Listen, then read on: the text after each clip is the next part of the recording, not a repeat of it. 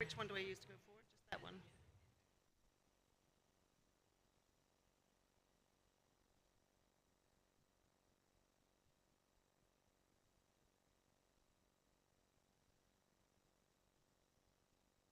Slide, starting slide.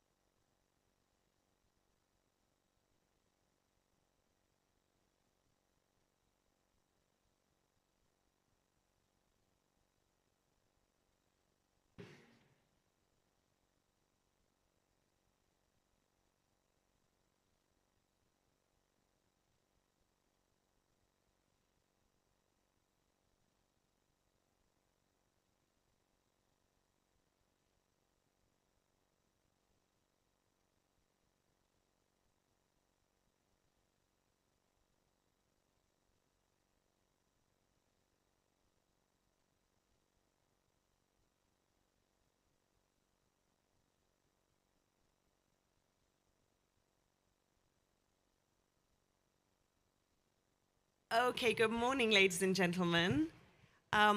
We are still waiting for our Ethiopian state minister, but I suggest that we kick off because actually we already have two excellent panelists here, and I was starting to ask questions of our South African panelist, and probably all of you want to hear the answer, not just me. So I think it's good if we start, and our Ethiopian colleague, who is just with another panel at the moment, but is going to join us if he comes when he's available.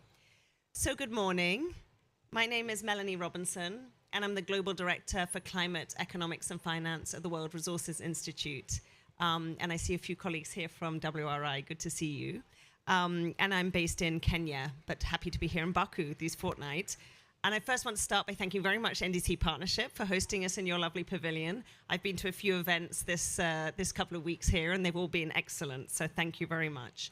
But I'm particularly excited about this event because we're here to talk about aligning NDCs, mitigation, adaptation, and food systems for 1.5 and resilience. And what I really love about this is exactly that we're starting now to talk about how NDCs can be a place for mitigation and adaptation, and for sectoral or system issues underneath that. And I get even more excited when we start to talk about what I was just speaking with our South African representative about, which is then how you take these goals and you then really integrate that into your national development or economic planning, so that you're bringing together mitigation, adaptation, nature, and SDGs, and really thinking about the policies, regulations, and finance to drive that forward. And I'm hoping we're really going to have a chance to have that holistic view about how we go from commitment to implementation. The context for this is the work that we're doing with 2050 is Now project. And this is where we are supporting incredible work spanning all of these crucial efforts, supporting country governments, in-country research institutes, and civil society actors in response to requests made to the NDC partnership. And here we're really trying to help strengthen the LT-LEDs, the long-term strategies, for their greenhouse gas emissions, energy and land use systems, and making sure that as we do this, this is aligned with national development planning and indeed can be taken on into national development planning. So where are we doing this?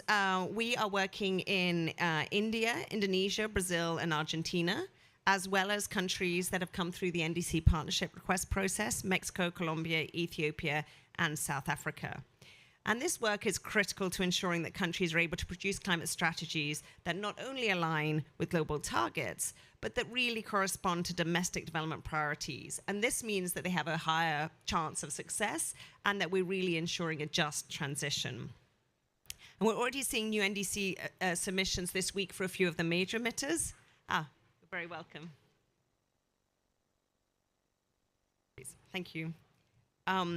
And we continue to see countries submit their low emission development strategies, providing countries long-term vision for achieving low carbon development. So I want to remind us the context of why we're here. Everybody in this COP knows that we are significantly off track to meet the Paris Agreement's goal to limit warming to 1.5 degrees Celsius and to adapt to climate change impacts. And those impacts are real in the real world and in many of the countries from which we all come. So urgent action is needed to slash global emissions by 42% by 2030 and by 57% by 2035. Urgent action is also needed to accelerate countries' adaptation efforts and to transform global food systems. Global food systems that currently account for 30% of GHG emissions and 80% of deforestation. The latest science indicates that devastating climate impacts are happening sooner than expected, with tragic effects for people, and that time is running out to keep the Paris Agreement's temperature targets within reach. So ensuring countries are able to meet the Paris Agreement's targets will require next-generation NDCs that take an integrated approach to climate action, making sure there are mitigation targets that are aligned with 1.5, really addressing the urgent and long-term needs for adaptation and transforming the food systems. So we're asking a lot of these NDCs that they really embody this level of ambition that we require. Can they ratchet up efforts to keep in line with the Paris Agreement with ambitious 2030 and 35 agreements? Can they integrate adaptation priorities reflecting the IPCC's climate resilient development pathways? And in agriculture, can they integrate the demand and the supply side? So they're setting demand side food waste and consumption targets and supply side emission and crop yield goals. These are what the best of the next generation NDCs will be able to do. And to do this, this requires cost government and local and multi-led governance approaches. And this allows for high ambition, which can then be integrated into development and economic planning and the kind of transformation to our economies and to our systems that we want to see. So we need to act quickly. From this place, from the COP, we've had powerful mandates to do so. The first global stocktake, the Glasgow Climate Pact, Sharm el-Sheikh's Adaptation Agenda, and the Emirates Declaration on Sustainable Agriculture, Resilient Food Systems, and Climate Action. So with this backdrop, our collective focus must now turn to designing ambitious next generation NDCs, which is a critical opportunity to get things on track. So here today to consider this and how we get these ambitious NDCs and how we get on track, mitigation, adaptation, and food systems, I'm really delighted to welcome a very esteemed panel here today. So I'm going to introduce them to you, and as I do so, I'd be grateful if they could take the stage. First, we have Dr. Brian Mantlana, and he's a commissioner at the Presidential Climate Commission in South Africa. But to give you a clue as to some of the questions I'll be asking you, he was previously in the South African government as well, responsible for writing their previous NDC, and incredibly knowledgeable about these processes, and now from a President's Climate Commission point of view, so incredibly useful. I'd also like to introduce Director General Sum T. He's the Director General in the General Directorate of Policy and Strategy, Ministry of Environment for Cambodia, and we really look forward to your perspectives from Cambodia. And I'm pleased to say we now have His Excellency Ato Seo Makonnen, the State Minister of the Ministry of Planning and Development for Environment, Climate Change and Demography in Ethiopia. And Ethiopia has been a leader in really integrating climate into development. I had the privilege to live and work in your country for some years on that, and it's wonderful to have you with us. So I'm now going to move over to sit with you.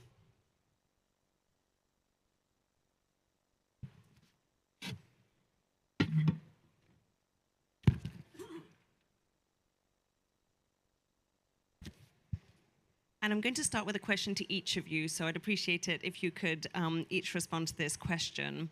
How are you ensuring alignment of your mitigation and adaptation goals in your NDC and LT-LEDs with other national planning documents? And when you answer this, I'm really fascinated by the question of whether you try to put all of your national development planning ideas into your NDS and LT-LEDs, and or whether you take the goals and the commitments you make in your NDC and LT-LEDs and then try to integrate them into your development and economic planning. How are you making this alignment work in your country? And this question goes first to South Africa. Thanks, Melanie, and thank you for the invitation, and good morning, everyone. I'm going to answer your question, Melanie, but I just want to remind us about the context within which South Africa is developing its NDC. I'm going to highlight two of that. The first one is the issue of the carbon border adjustment measures. We have this unilateral measure that is imposed on us by the EU. On the other side, we are asked to be ambitious in our NDC. Those are two opposing signals that we are getting. And we are deciding now the cost of the CBAM response, the impact of the CBAM on South Africa's economy. And so we're doing that quantification, and it's a meaningful exercise to us, so that we can be able to package it when we are determining the ambition level of the NDC. I think that's an important context for us. The second part is, in South Africa, as in many other African countries, the lens through which climate action manifests has to be through development. We appreciate that our partners from the global north, their focus is on GHG emissions. For us, that is an output of our actions. It's not the objective. And I think that's very important. So for our politicians, for the South African society, climate action has to result in direct societal, developmental benefits. That's what we are grappling with. We're not grappling with the ambition of the NDC. And I think that's very important to put this work into context. I'm taking too much time. I want to come back to your question. So how are we doing it? So that's more of the technical work. Firstly, we are lucky in South Africa. We have an ecosystem of the science fraternity that works together in climate policy. My institution, the CSIR, is one of those institutions, University of Cape Town. So there are pockets of climate policy institutions, and we work together and we think together. And often the government asks one of us to write these documents. So I led the team that wrote South Africa's second NDC. I led the adaptation component. Last point, so how we do it, we are informed by the existing policy landscape. In South Africa, we have a very rich policy landscape at national level, at sectoral level, at district level. And that informs the development of the NDC. But most importantly, in South Africa, we now have a climate change bill. That climate change bill then makes a provision, specifically in the mitigation part, that every sector must have policies and measures that are quantifiable, that are going to contribute to the NDC. So that's how in South Africa we link these long-term strategies with the NDC. It's more of being informed by what we've done in the past, responding to the climate change bill, and then taking that and draft a concise NDC. Thank you. Thank you. That really resonates with me, the idea that development is the objective, and then the question is, how can that be low carbon, climate resilient, nature positive, and inclusive? And I think sometimes in the UNFCCC, people are so focused on the NDC, they forget that there's actually economic development pathway as the primary goal, and integration is the key. It's very interesting to hear how you do that in South Africa. So I'm going to turn to Mr. T now. If you could explain how this works in Cambodia, I'd be delighted. Thank you very much, moderator, and good morning, colleagues. Well, Cambodia is a member of the ACF and since COP28, where we very much appreciate the support from the ACF, especially on the networking with the founder. We have several meetings, I think, to discuss the way, the approach that we can go forward in implementation of the national action. We have identified 10 actions, proposed action on the food securities related to climate change. And I think it's very important for us to see how this policy implemented. Yeah. We have to include this in the next generation of NDCs. We have to look at the other aspects on the proposed actions to translate into both adaptation and mitigation actions in the NDCs. One more thing we have also to consider, we have to analyze when we propose this action. Food system is very important for us. Food securities and climate change also very important. So we have to balance these two initiatives because we are in a least developed countries. In terms of mitigation, greenhouse mitigation, we have very limited, emission, national emission. So from the land use, we also consider, we also estimate the emissions. Agricultural rice production, I think, is also the source of greenhouse gas emission, and that is we have to consider in our climate action, but we also consider in our food securities. Yeah. we have to balance both actions. Um, we know that the support, especially the technical support, is very important, yeah, to translate that action into the national policy, concrete policies. We have worked with the line ministry through the climate change technical working group to inform them, okay, this is the key action that we need to implement in terms of food security. As we are the founder of the alliance, and it's very well connected. We would like to thank Excellencies Soxilo. He's the focal point for that. He worked very hard to connect with line ministry. But from Ministry of Environment as the focal point of NDCs and also UNFCCC, we work very actively with the focal point of the food system, alliance of food system, to align this the proposed action into our next generation of NDC. Yeah. So thank you very much. Thank you very much. So I heard a similar message from you in a sense that you've got the objective of food security, and then the question is how do you do that in a resilient way, and that takes account of mitigation, and then align that into the land ministry and then back into the NDC. So we see this balancing act also going on. That's really interesting. Thank you. So Atosayum, can you tell us about how this looks in Ethiopia?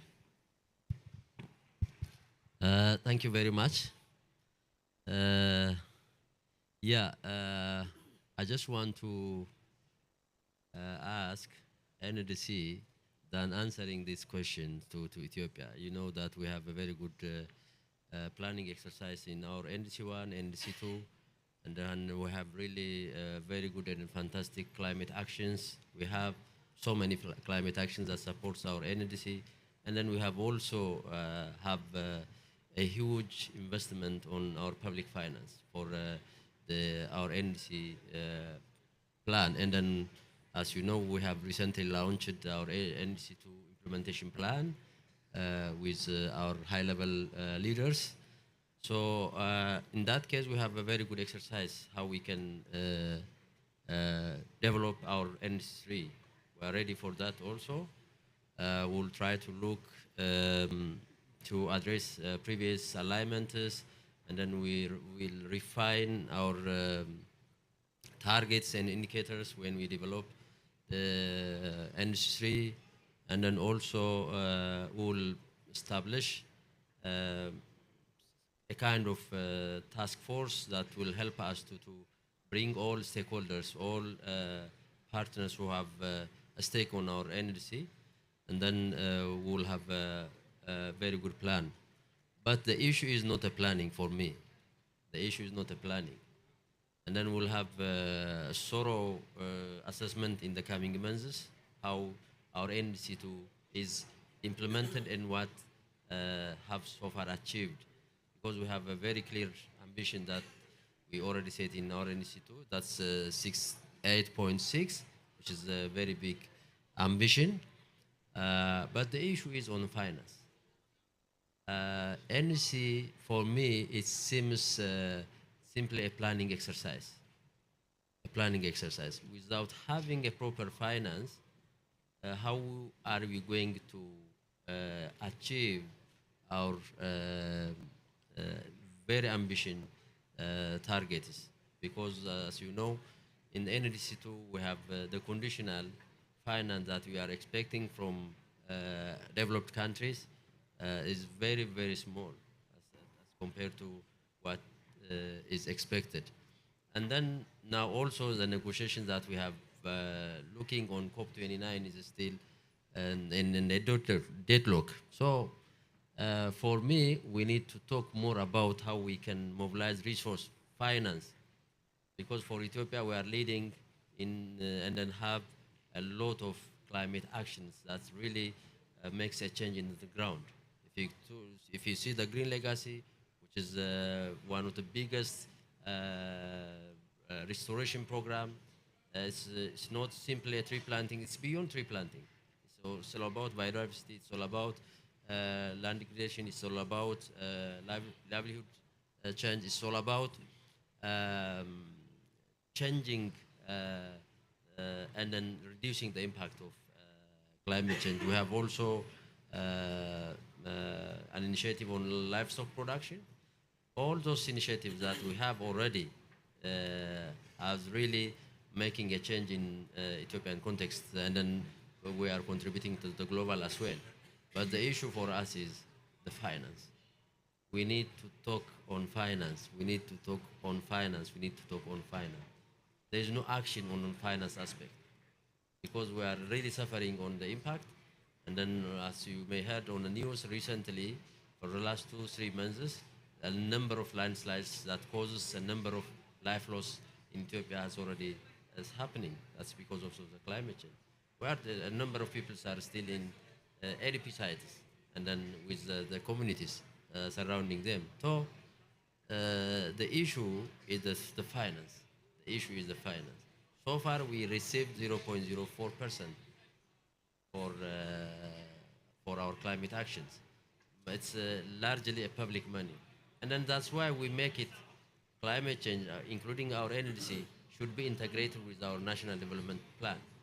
So in our 10-year development plan, climate resilience, green economy is one of the biggest pillars that we already stated, and then we are committing to do that one as well. So what I really request NRC partners, we are doing with you very good jobs. You are supporting us, but the finance, as we stated on our conditional aspect, is so unmet. So I'm afraid that we really, the NDCs really will have good results when we have finished our planning.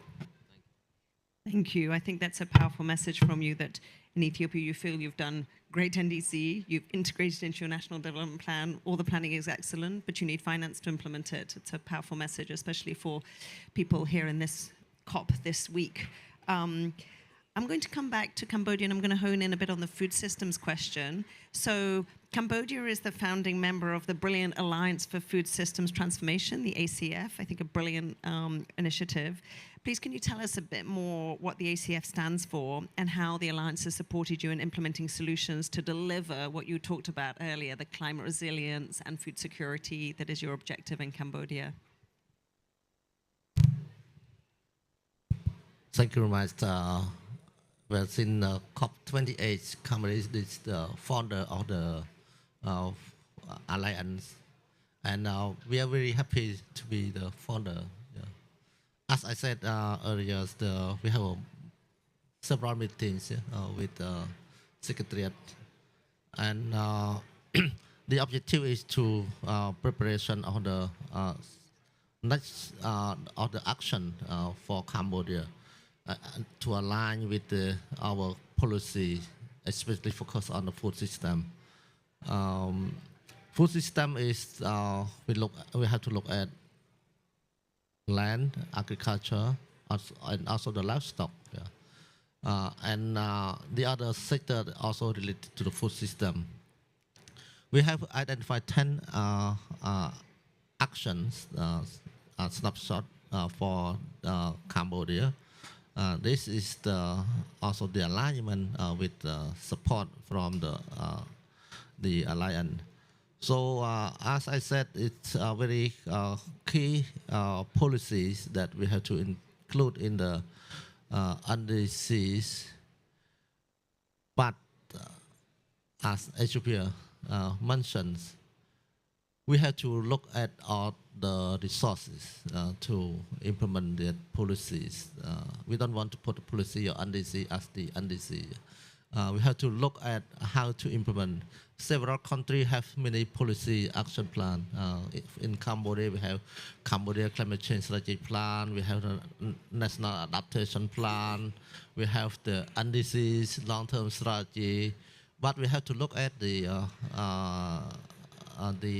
implementation implementation is very important for us. We cannot address climate change and just alone. Yeah? We have to look at food security as the part of the component, yeah, for to address climate change. So we cannot distinguish between this initiative or action. But as I said, implementation is very important. Food security. We also link not only with the NDCs, we have to link with the food security with the implementation of Article 6. It's very important for emission from rice production. Yeah. So it linked to Article 6 implementations. Many investors currently they are look at the option, how to investment option, how to invest in emission reduction. So they see the rice production is one of the potential to invest to reduce methane emission. In Cambodia, we start to do that, yeah, and we also think how it will impact with our farmer security. We have to discuss how farmer can join with the implementation of the Article 6 for the rice production. Because they have their own rice, we have to work together how they can share the benefit to the farmer and keep the production the same or increase the production, yeah, of the rice. Otherwise, we think about climate change, we reduce emission, but we don't think about food security.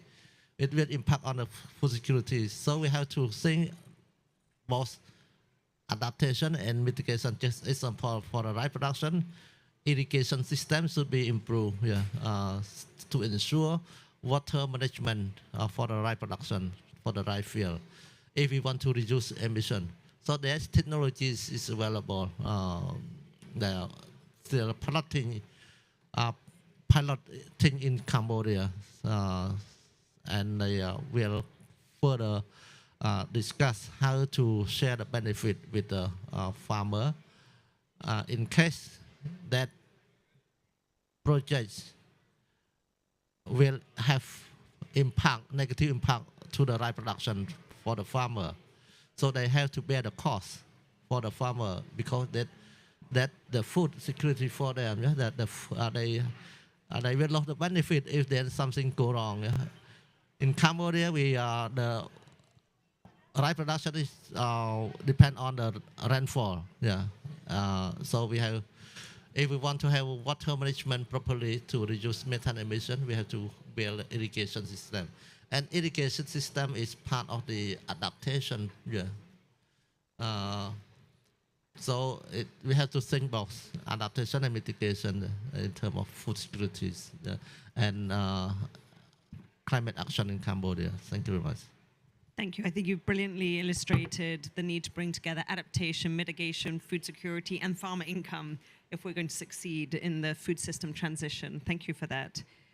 I'm going to come back to Dr. Mantlana and again focus on food systems. South Africa is known in this place for its energy transition, but I'd be curious, in South Africa, what are you worried about in terms of climate impacts on your food system, especially if we don't make more progress as a world on reducing emissions? And what approaches and interventions are you using to reduce climate risk and build resilience, especially in the food system? No, thanks, Melanie. You know, there are two projects that are going on globally, and the one is winning and the one is not. The one is failing and the one is succeeding. The global project that is failing is the mitigation project. We call this many ways. We say the ambition is too low. Every year we get the adaptation gap report, the mitigation gap report. But at the if you want to simplify it for your grandmother, the fact is the global mitigation project is failing. We've loaded the climate change narrative on the bridge called mitigation, and that bridge is falling apart, and we are not figuring out how to recover from that. What is succeeding, though, is the transferring of climate action from the global north to the global south. That project is succeeding. Look at this panel. So it's the global south that is expected to demonstrate climate action. I'm not complaining, I'm just saying that project is succeeding unequivocally. And there are implications for both projects, the one that's succeeding and the one that's failing. In South Africa, as in our neighboring countries, we are seeing an increase in frequency of extreme weather events. Just to remind everyone, South Africa is one of the most unequal societies in the world. This is meaningful. It means that when there's an extreme weather event taking place, there's a high number of poor people that are affected directly by those impacts than us who live in rich areas and are protected and have insurance. We represent the minority of South Africans. When I say we, I mean the people that come to the COPs. So there is a direct societal impact of what's happening here and of the implications of what's happening here to our countries. We know that. So what are we doing? In South Africa, we've framed the climate action through the lens of just transition.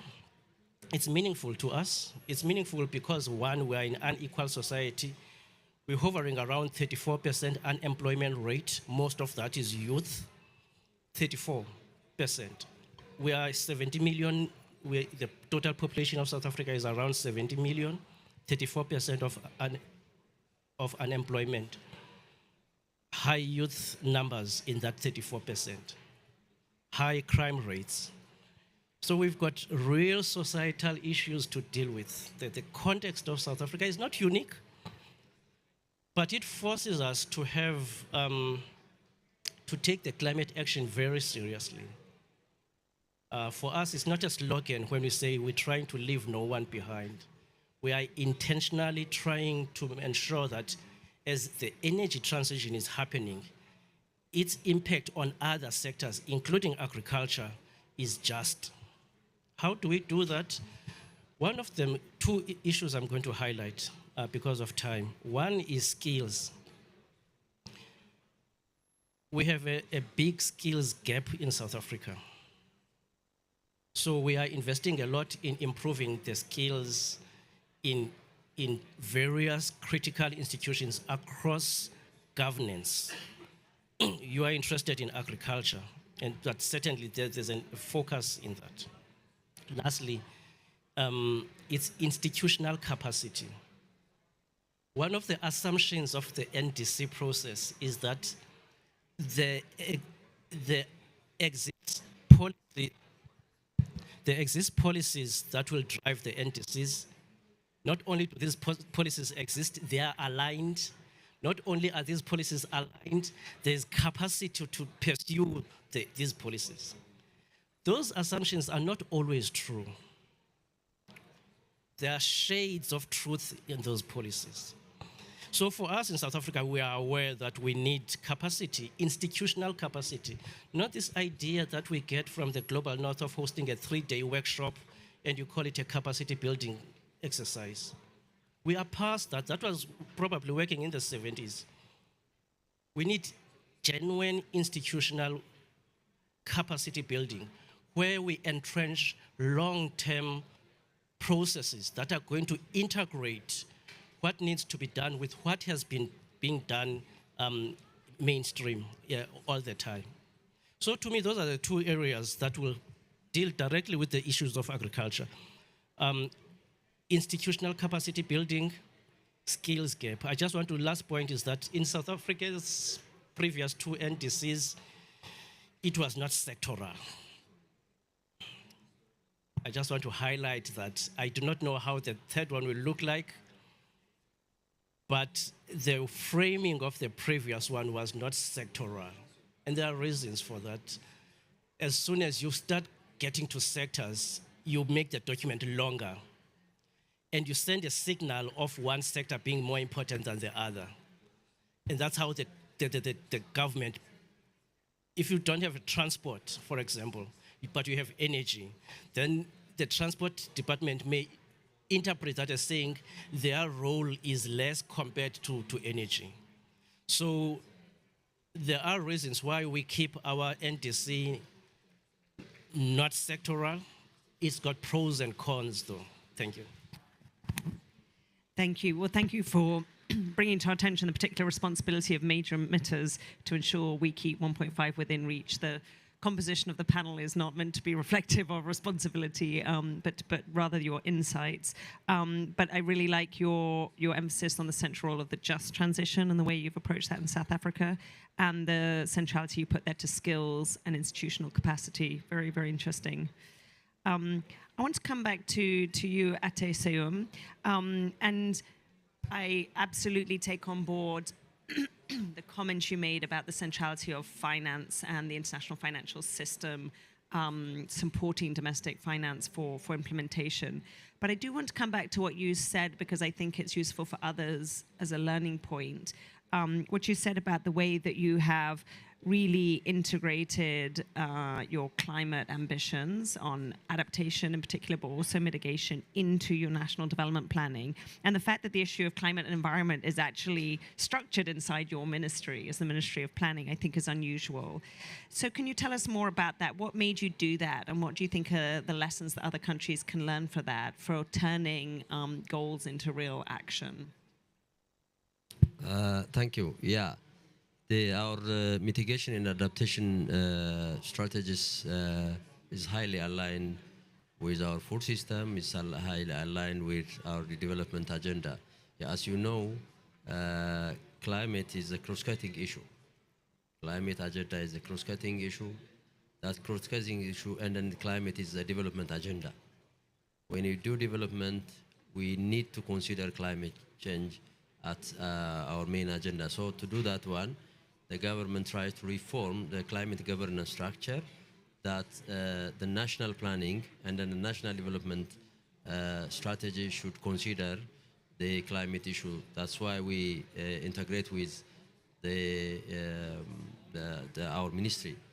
When the ministry starts to develop the development plan, and then always they consider climate issue as number one issue.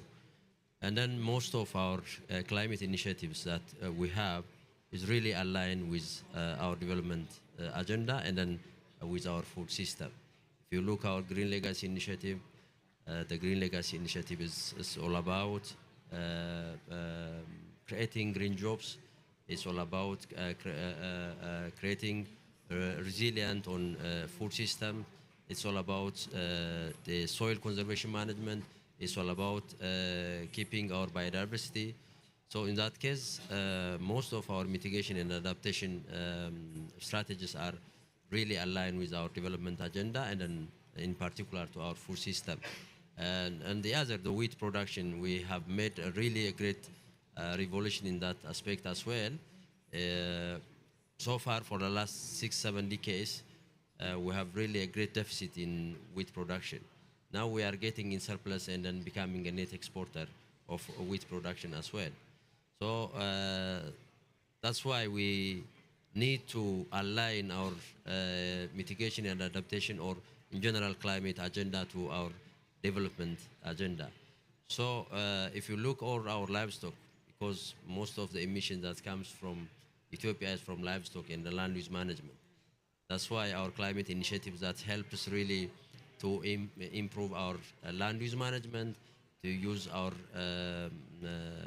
livestock production, and then by that, now we are just doing a very good job on increasing our livestock productivity, and then enhancing food production on dairy products and then other meat and meat products.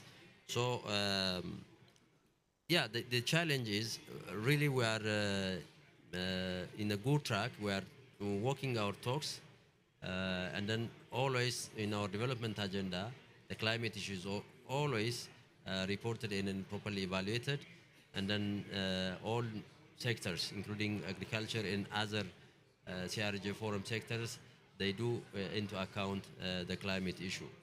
The challenge for us, is I repeatedly mentioned, is the climate finance, the capacity, and then the data management aspect, how we can track our achievements so far. So in that case, if we just find a proper support on climate finance and the capacity aspect, we hope we'll do our best in the coming years ahead. Thank you. Thank you. Yes, I think Ethiopia has really demonstrated if you integrate climate resilience, low emission, nature positive approaches into your development planning, then it also allows for the NDC to be aligned with development. But good to hear you picking up and kind of doubling down on Dr. Mantalana's point about capacity as well as finance and data management. That's very interesting. So I'm going to come back to DGT. So we heard yesterday from your Minister of Environment that Cambodia's next NDC is looking to reduce emissions in the agriculture sector by 9%.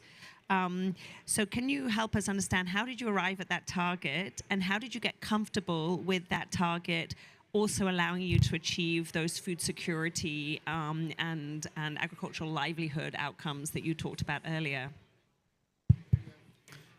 Thank you very much. Well, our minister met with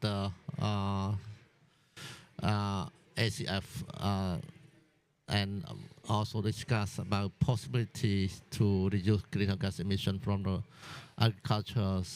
When we look at agriculture, we have to look at the source of emission is also from livestock and also from rice production, as I mentioned earlier. So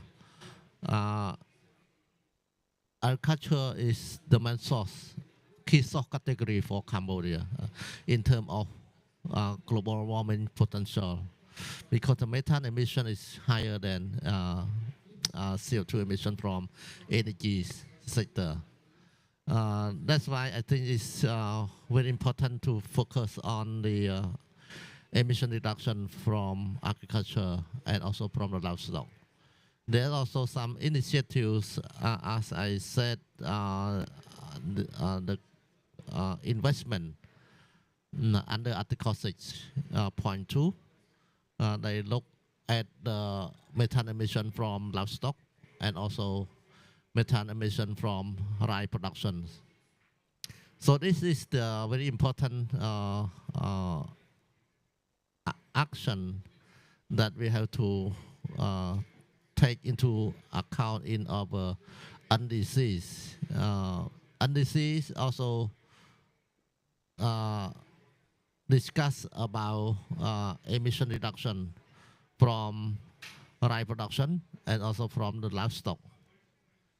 We have calculated the baseline for this for all sector, not only the livestock and also the rice production. So we see there is a potential for emission reduction.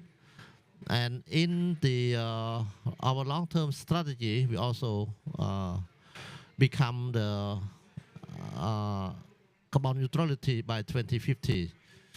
So our government has developed the Pentagon strategy, and also stress very important on emission reduction from the agriculture and also from other sector. We are developing monitoring system right now, especially under the greenhouse gas inventory, strengthening our greenhouse gas inventory system to monitor our annual emission. So we have prepared the BTO, biannual transparency report, so that we have to look at all the sector, not only agriculture, but also the other sector whether it will reduce emission from that sector. Our transparency report will be submitted very soon. We are still finalizing the report, and I hope that will be interesting to see how we can address the emission reduction. And in NDC, we also have tracking system for all sector to see whether the sector will reduce emission or not. Yeah. Thank you very much. Thank you very much. So as we draw to a close, I think three big messages come through for me. One, to achieve sustained mitigation and adaptation, countries are needing to consider how they do this in a way which also drives forward development and climate justice. Secondly, to get to implementation, you then need to be able to integrate those goals within your sectors and have the key policies and the monitoring systems to enable that. And there is a need for financing and long-term embedded capacity building to make this a reality. I found these three country examples extremely interesting, and I think our panelists, Dr. Montlana, DG Sumti, and Atoseum were absolutely excellent. So if you can join me in giving them a round of applause for their brilliant interventions today.